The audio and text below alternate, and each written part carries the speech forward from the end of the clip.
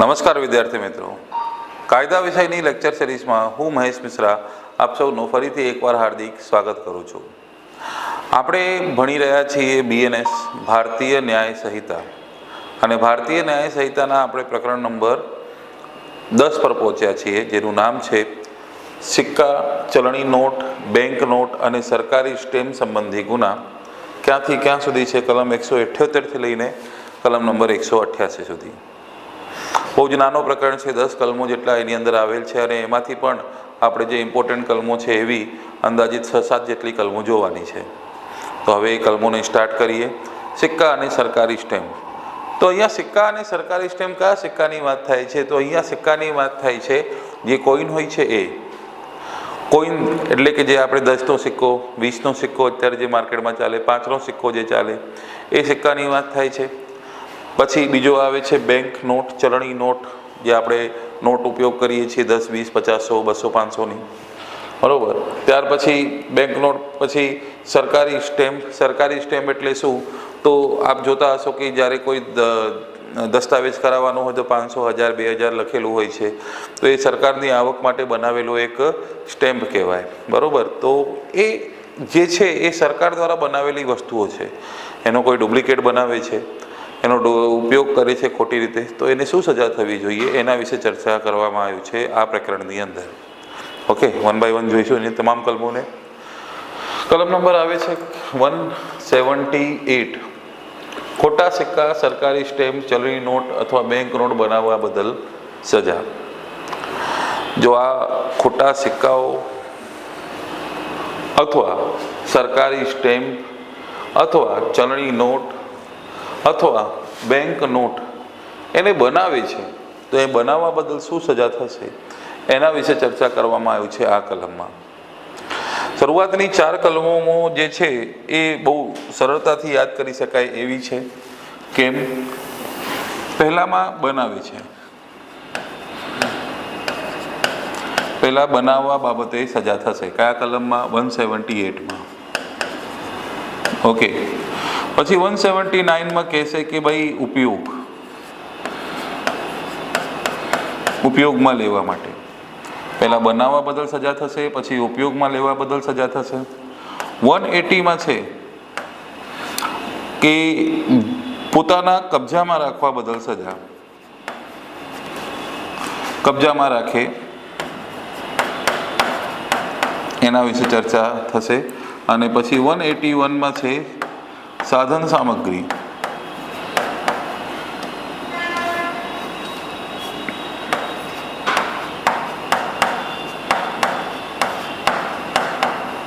સાધન સામગ્રી રાખે.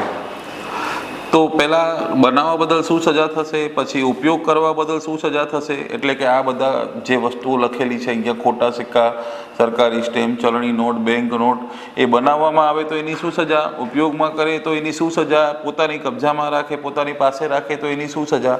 181માં સાધન સામગ્રી, આ બધી વસ્તુઓ બનાવવાના સાધન સામગ્રી રાખે તો એની શું સજા. હવે જો થોડું એક બેસિક મેનરથી યાદ કરીએ તો એવી રીતે પણ યાદ કરી શકાય કે સૌ પ્રથમ કોઈ વસ્તુ બનાવવું પડશે. બનાવ્યા પછી એ બરોબર છે કે નહીં કે એનો ઉપયોગ કરવો પડશે. ઉપયોગ કર્યો, જેટલું ઉપયોગ થઈ ગયો, જે બચ્યું એને પોતાની પાસે રાખી લેવાનું, બરોબર. અને જેનાથી બનાવ્યું છે એ સાધન રાખ્યું હશે, તો એ આવી રીતે યાદ કરી શકો છો કે બનાવો, પછી ઉપયોગ કરો, પછી જે બચ્યું એ પોતાના ખિસ્સામાં રાખી લો, એટલે કે કબજામાં રાખો, અને છેલ્લે સાધન સામગ્રી રાખો તો એની શું સજા. તો 4 કલમો તો એવી છે જે સરળતાથી યાદ કરી શકાય, અને એક્ઝામની અંદર આ 4 કલમો વધારે ઇમ્પોર્ટન્ટ છે. ઓકે, તો હવે ડિટેલમાં સમજીશું એને. તો પહેલાં છે કે ખોટા સિક્કા અને સરકારી સ્ટેમ્પ, ચલણી નોટ, બેંક નોટ બનાવવા બદલ સજા. તો એની અંદર ડિટેલમાં ચર્ચા કરવામાં આવ્યો છે કે સરકાર દ્વારા આવકના હેતુ માટે જાહેર કરવામાં આવેલી કોઈ પણ સિક્કો, સ્ટેમ્પ, ચલણી નોટ અથવા બેંક નોટ બનાવટી બનાવવાની પ્રક્રિયા જાણી જોઈને કરે, એટલે ડુપ્લિકેટ બનાવવાની પ્રક્રિયા જાણી જોઈને કરે, તેને નીચે મુજબની સજા કરવામાં આવશે. સજા શું છે? આજીવન કેદ અથવા 10 વર્ષ સુધીની કેદની સજા કરવામાં આવશે. દંડ પણ કરવામાં આવશે. ગુનો જે છે કોગ્નિઝેબલ છે, નોન બેલેબલ છે, અને સેશન્સ કોર્ટમાં એની કાર્યવાહી ચાલશે. તો આજીવન કેદ 10 વર્ષ સુધીની કેદની સજા એટલે કે બહુ ગંભીર ગુનો છે, તો કેસ ક્યાં ચાલશે? એનું સેશન્સ કોર્ટ. નોન બેલેબલ છે એટલે કે એને જામીન પણ નહીં મળશે. પોલીસ ડાયરેક્ટલી એની ધરપકડ કરી શકે એટલે કોગ્નિઝેબલ છે. તો યાદ રાખજો, ખોટા સરકારી સ્ટેમ્પ, સરની નોટ, બેંક નોટ બનાવવા બદલ સજાની જોગવાઈ. હવે એ જ વસ્તુ છે, હવે ઉપયોગ કરવા બદલ સજાની જોગવાઈ આવશે. જુઓ,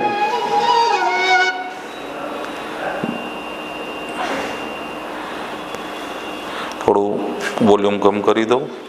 ચલો, હવે ઉપયોગ કરવા બદલ સજાની જોગવાઈ 179. બનાવટી અથવા નકલી સિક્કા, સરકારી સ્ટેમ્પ, નોટ અથવા બેંક નોટ અસલ તરીકે ઉપયોગ કરવા બદલ સજા. તો આ જ બધી વસ્તુઓ ઉપયોગ કરવા માટે છે. તો આપણે જોયું કે પહેલામાં શું હતું? બનાવવા બદલ હતું. પહેલામાં શું હતું? બનાવવા બદલ હતું. હવે શું આવે છે? ઉપયોગ કરવા બદલ છે. તો ઉપયોગ કરવા બદલ શું સજાની જોગવાઈ છે? સજા આજીવન કેદ અથવા 10 વર્ષ સુધીની કેદ. એટલે બનાવો અને ઉપયોગ કરો બંને માટે સેમ જ સજાની જોગવાઈ કરવામાં આવી છે. ગુનો કોગ્નિઝેબલ છે, નોન બેલેબલ છે અને સેશન્સ કોર્ટમાં એનો કેસ ચાલશે. ઓકે, નેક્સ્ટ કલમ જોઈએ.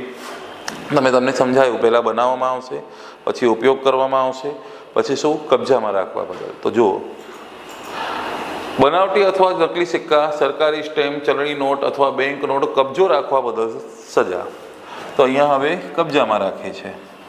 તો કબજામાં રાખે તો એની શું સજા થશે? તો એ જ લખ્યું છે, જેની પાસે તેના કબજામાં કોઈ બનાવટી અથવા નકલી સિક્કો હોય, સ્ટેમ્પ, ચલણી નોટ અથવા બેંક નોટ, તે નકલી હોવાનું જાણવાનું કે કારણ હોવા છતાં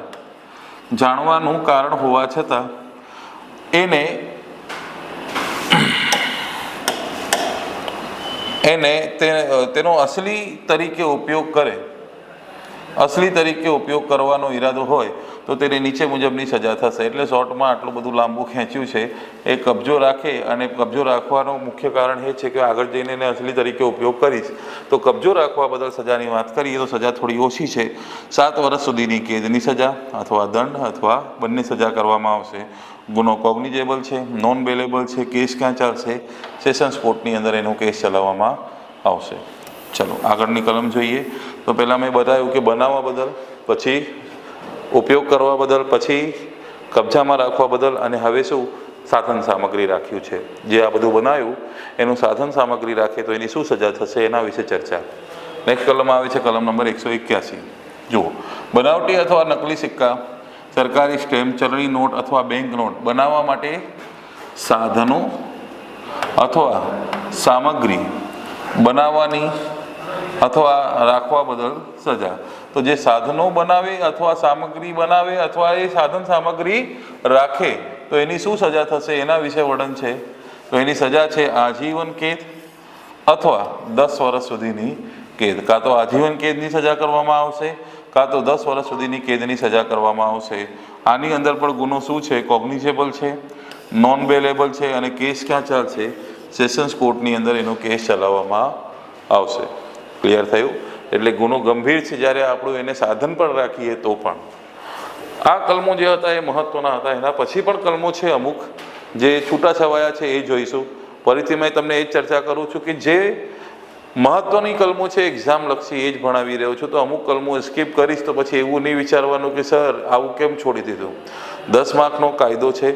10 માર્કના કાયદા માટે 358 કલમો છે. તો એની અંદર જેટલું ઓછું કરી આપું તમારા માટે એટલું સારું છે. બરોબર? તમને ટાઈમ હોય તો પછી કોઈ પુસ્તકની અંદર ડિટેલમાં જોઈ શકો છો, પણ એનો કોઈ મતલબ નથી. પહેલાં આટલું તો ક્લિયર કરો. ઓકે, ચલો નેક્સ્ટ કલમ નંબર 184. કે કોઈ સરકારી સ્ટેમ્પ અગાઉ ઉપયોગમાં લેવાયો છે એવું જાણવા છતાં ફરી તેનો ઉપયોગ કરે. અહીંયા સરકારી સ્ટેમ્પની વાત કરીએ છીએ. સરકારી સ્ટેમ્પ શું હોય છે સાહેબ? કે સરકારને આવક માટે એક સાધન હોય છે. સરકારી સ્ટેમ્પ સરકારના આવક માટે એક સાધન હોય છે, અને તમે એને એકવાર ઉપયોગ કર્યા પછી ફરીથી એમાં કોઈ ચેડા કરીને ફરીથી ઉપયોગ કરો છો, એ ગુનો કહેવાય.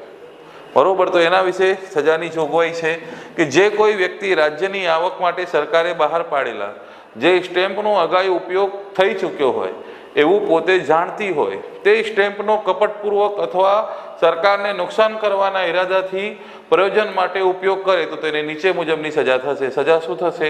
2 વર્ષ સુધીની કેદની સજા અથવા દંડ અથવા બંને સજા કરવામાં આવશે. ગુનો કોગ્નિઝેબલ છે, બેલેબલ છે અને કોઈ પણ મેજિસ્ટ્રેટ દ્વારા એનો કેસ ચલાવી શકાય છે. તો હવે બીજી વખત ઉપયોગ કરો, એકવાર ઉપયોગ કર્યા બાદ તો પછી 2 વર્ષ સુધીની કેદની સજા કરવામાં આવશે. આ વસ્તુ યાદ રાખવા જેવી કલમ છે, બરાબર. બહુ કેસ ઓછા આવે છે આવા, પણ હવે કલમ છે તો પછી આપણને થોડું ઘણું વાંચી લેવું પડે. નેક્સ્ટ આવે છે કલમ 187. 187, 188 બંને ટંકસાળથી જોડાયેલ છે. પહેલાં તો ટંકસાળ શું હોય છે એ સમજી લો. જ્યાં સાહેબ સિક્કા બનાવવાનું કામ થતું હોય ને એને કહેવામાં આવે છે ટંકસાળ.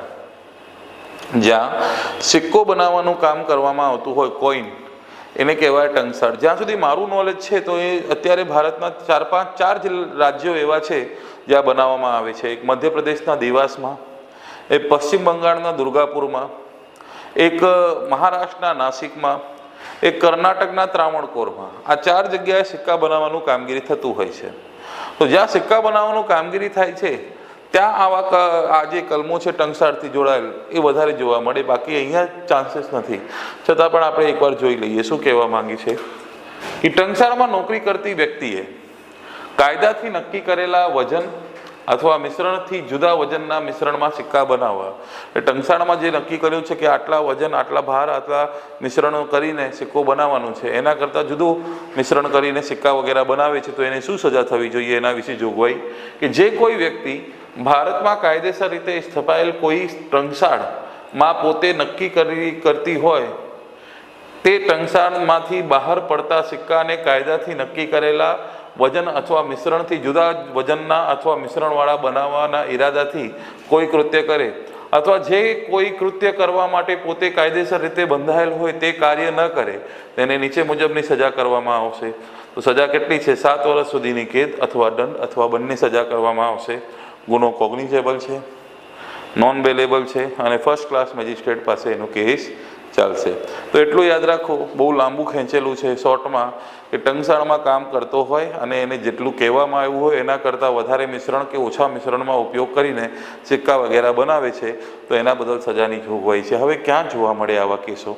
પણ હવે ભણતરના માટે આપણે જોવું છે, કલમ દેખાય છે તો આપણે વાંચી લઈએ, નહીં તો પછી એવું થાય કે સાહેબે ઉડાવી નાખ્યું. હવે ઉડાવવું તો સારું છે, આપનું કામ ઘટશે. ઓકે, નેક્સ્ટ આવે છે કલમ 188. ટંકસાળમાંથી સિક્કા પાડવાનું સાધન ગેરકાયદેસર રીતે લઈ જવા બાબત. સાધનો જ લઈ જાય. તો હવે 4 રાજ્યોમાં જે જગ્યાએ આવા ટંકસાળની અંદર સાધનો રાખવામાં આવ્યા હોય એને સાધનો લઈ જાય તો એને શું સજા કે જે કોઈ વ્યક્તિ ભારતમાં કાયદેસર રીતે સ્થપાયેલી ટંકસાળમાંથી કાયદેસરના અધિકાર વિના સિક્કા પાડવાનું ગોઝાર અથવા સાધન લઈ જાય તેને નીચે મુજબની સજા કરવામાં આવશે. સજા શું છે? 7 વર્ષ સુધીની કેદ, દંડ અથવા બંને. બરોબર. ગુનો કોગ્નિઝેબલ છે, નોન બેલેબલ છે અને ફર્સ્ટ ક્લાસ મેજિસ્ટ્રેટ પાસે એનું કેસ ચાલશે.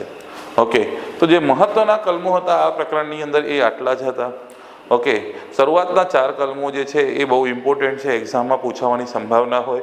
કલમ નંબર 178, 179, 180, 181 પહેલાં બનાવવાનો, પછી ઉપયોગ કરવાનો, જે બચ્યો એ કબજામાં રાખવાનો અને છેલ્લે સાધન સામગ્રી રાખવા બદલ સજા. ઓકે, એ તમને વધારે પૂછાવાના ચાન્સીસ છે. બાકીની કલમો ઠીકઠાક છે, બીજી વખત ઉપયોગ કરો અથવા તો ટંકસાળની અંદર કોઈ ઘાલમેલ કરો છો એના વિશે છે. ઓકે, તો આ પ્રકરણની અંદર આટલું જ. હવે નેક્સ્ટ જોઈશું નેક્સ્ટ પ્રકરણ વિડીયોની અંદર. અત્યારે એટલું જ. Thank you very much. જય હિન્દ, જય ભારત.